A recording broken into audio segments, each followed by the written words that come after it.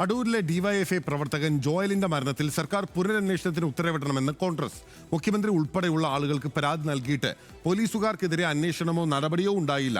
മുൻമന്ത്രി AC മൊയ്തീന്റെ സ്റ്റാഫിലെ ഒരാൾ Joel മരിക്കുന്നതിന് തലേദിവസം വീട്ടിൽ കയറി പ്രശ്നങ്ങൾ ഉണ്ടാക്കി. ജോയലിന്റെ മരണത്തിൽ വലിയ ദുരൂഹതയുണ്ടെന്നും KPCC ജനറൽ സെക്രട്ടറി പഴകുളം മധു ആരോപിച്ചു. ജോയലിന്റെ പിതാവ് എന്നോട് നേരിട്ട് പറഞ്ഞത്, കഴിഞ്ഞ ഒന്നാം പിണറായി സർക്കാരിലെ ടൂറിസം മന്ത്രിയായിരുന്ന AC മൊയ്തീൻ്റെ പേഴ്സണൽ സ്റ്റാഫിൽ അംഗമായിരുന്ന ഒരാൾ ജോയൽ മരിക്കുന്ന അന്ന് വെളുപ്പിനെ ജോയലിൻ്റെ വീട്ടിൽ മതിൽ ചാടിക്കടന്ന് അതിക്രമിച്ച് കടന്ന് അയാളെ ക്രൂരമായി വീണ്ടും ഇടിച്ചു. ഇതും മാതാപിതാക്കൾ മൊഴിയായി കൊടുത്തതാണ്. പക്ഷേ ഈ മൊഴിയൊന്നും പോലീസ് കേൾക്കുന്നില്ല, പാർട്ടി നേതാക്കന്മാർ കേൾക്കുന്നില്ല, ആരും കേൾക്കുന്നില്ല. അപ്പോൾ ഇതിലൊരു വലിയ ദുരൂഹതയുണ്ട്. ഇപ്പോൾ കസ്റ്റഡി മരണങ്ങളുടെ തുടർക്കഥകൾ വന്നുകൊണ്ടിരിക്കുന്ന ഈ സന്ദർഭത്തിൽ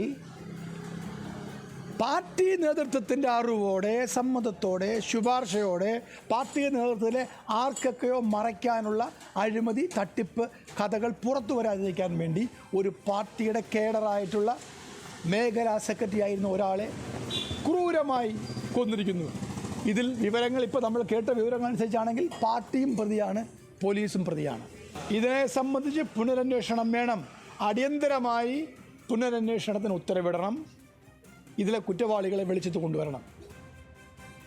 ശ്രീരാജ് ബാബു കൂടുതൽ വിവരങ്ങളുമായി നമുക്കൊപ്പം ചേരുകയാണ്. ശ്രീരാജ്, ജോയലിൻ്റെ കുടുംബത്തിൻ്റെ ആരോപണം നമ്മൾ ഇന്ന് പ്രധാനപ്പെട്ട വാർത്തയായി പ്രേക്ഷകരിലേക്ക് എത്തിച്ചിരുന്നു. ഇപ്പോൾ നോക്കൂ, കോൺഗ്രസ് ഇതിൽ CPIM-ന് നേതാക്കൾക്ക് അല്ലെങ്കിൽ ആ ഭാഗത്ത് നിന്നുൾപ്പെടെ പങ്കുണ്ട് എന്ന വിധത്തിലാണല്ലോ ആരോപണം ഉയർത്തുന്നത്. ഇതിന് ആധാരമായി അവർ പറയുന്ന കാര്യങ്ങൾ എന്തൊക്കെയാണ്?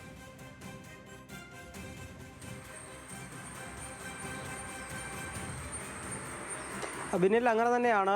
ഇന്ന് രാവിലെ തന്നെ നമ്മൾ ഈ അടൂരിലെ ജോയലിൻ്റെ മരണം വളരെ പ്രാധാന്യത്തോടെ വാർത്ത നൽകിയിരുന്നു. അതിന് പിന്നാലെയാണ് കോൺഗ്രസ് ഈ വിഷയത്തിൽ സർക്കാർ പുനരന്വേഷണത്തിന് ഉത്തരവിടണമെന്ന ആവശ്യവുമായി മുന്നോട്ട് വന്നത്. KPCC ജനറൽ സെക്രട്ടറി പഴകുളം മധു പറയുന്നത്, മരണത്തിൽ വലിയ ദുരൂഹതയുണ്ട്, അതിൽ CPIM നേതാക്കൾക്കടക്കം പങ്കുണ്ട്, പോലീസുകാരെ കൊണ്ട് ജോയലിനെ മർദ്ദിച്ചതിൽ എന്നടക്കം പറയുന്നുണ്ട്. അതുപോലെ തന്നെ ഈ മരണം സംഭവിക്കുന്നതിന് തൊട്ട് മുൻപുള്ള ദിവസം അല്ലെങ്കിൽ അന്ന് പുലർച്ചെ AC മൊയ്തീൻ്റെ പേഴ്സണൽ സ്റ്റാഫിൽ അംഗമായിരുന്ന ഒരാൾ ഈ വീട്ടിലേക്ക് കടന്നു കയറുകയും വീട്ടിൽ വെച്ച് വീണ്ടും പ്രശ്നങ്ങൾ ഉണ്ടാക്കുകയും ചെയ്തു എന്നും പഴകുളം മധു ആരോപിക്കുന്നുണ്ട്. അത്തരത്തിൽ മരണത്തിന് പിന്നിൽ വലിയ ദുരൂഹതയുണ്ടെന്നും പോലീസ് മർദ്ദനം CPM നേതാക്കളുടെ താല്പര്യപ്രകാരമായിരുന്നു മർദ്ദനം നടന്നത് എന്ന തരത്തിലുള്ള പ്രതികരണമാണ് പഴകുളം മധുവിൻ്റെ ഭാഗത്തു നിന്നും ഉണ്ടാകുന്നത്. അതുകൊണ്ട് തന്നെ വിഷയത്തിൽ കൂടുതൽ അന്വേഷണം ഉണ്ടാകണം, വിഷയത്തിൽ ഏറെ ദുരൂഹതയുണ്ട്, അക്കാര്യങ്ങളെല്ലാം പുറത്തു വരണമെങ്കിൽ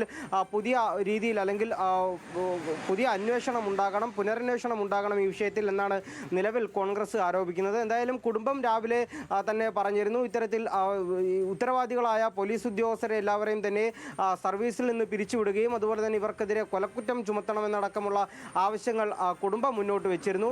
നിലവിൽ കോൺഗ്രസ് ഇതിൽ രാഷ്ട്രീയ മാനം കൂടി നൽകുകയാണ്. CPM നേതാക്കൾക്കും ഈ ജോയലിൻ്റെ കൊലപാതകത്തിൽ, DYFI നേതാവായ ജോയലിൻ്റെ കൊലപാതകത്തിൽ അതിന് പിന്നിൽ CPM നേതാക്കളിൽ ചിലരുടെ കൈകളുണ്ട് എന്ന തരത്തിലുള്ള പ്രതികരണമാണ് നടത്തുന്നത്. അതുപോലെ തന്നെ AC മൊയ്തീൻ്റെ പേഴ്സണൽ സ്റ്റാഫിലെ അടക്കം ഉണ്ടായിരുന്ന ഒരാൾ വീട്ടിൽ കയറി മർദ്ദിച്ചതിൽ കൂടുതൽ അന്വേഷണം വേണം. ഇതെല്ലാം ഇതുമായി ബന്ധമുണ്ട് അല്ലെങ്കിൽ അങ്ങനെ ഒരു സംഭവം ഉണ്ടായിട്ടുണ്ട് എന്നുൾപ്പെടെയുള്ള ആരോപണങ്ങളാണ് ഇപ്പോൾ ജനറൽ സെക്രട്ടറി, KPCCയുടെ ജനറൽ സെക്രട്ടറി പഴകുളം മധു ആരോപിക്കുന്നത്. ശ്രീരാജ് ബാബുവാണ് വിവരങ്ങൾ നൽകിയത്.